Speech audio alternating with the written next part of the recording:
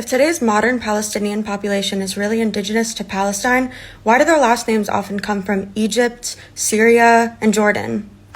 The most common Palestinian last name is al-Masri, which literally translates in Arabic to the Egyptian.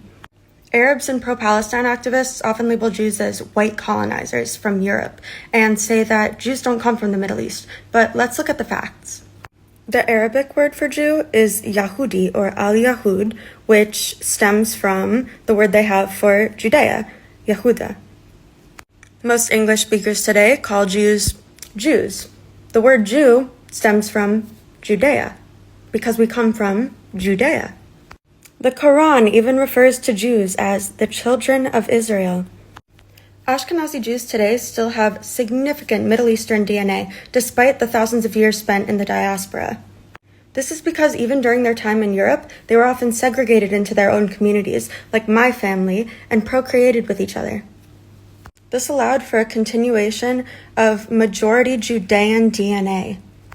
But we also continue our cultural practices for thousands of years, despite being separated from our land, Israel. We study the same Torah that is studied by Mizrahi and Sephardic Jews. We also celebrate the same holidays and speak the same language, Hebrew.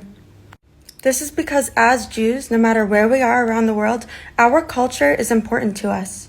And all of our holidays revolve around Israel and our peoplehood as Jews. So why do pro-Palestine activists feel the need to deny this? Today's modern Palestinian Arabs didn't even begin to identify as Palestinian until the 1960s. This sudden need for a distinct Palestinian national identity stemmed from Jews gaining sovereignty in their own land. It just wasn't enough that they were given roughly 80% of the British Mandate of Palestine. That wasn't enough because Jews weren't allowed to have any of that land. Despite the fact that Jews consistently suffered under Muslim occupation and violence. And the tiny bit of land that Jews did receive was purchased legally and non-violently. And the rich Arabs who they purchased this land from often didn't even live in the land of Palestine. In fact, almost no one did.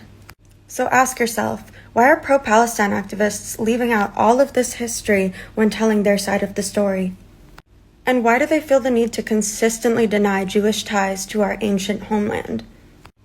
By the way, the too white to be Middle Eastern narrative doesn't really work when so many of you Arabs seem to look like this.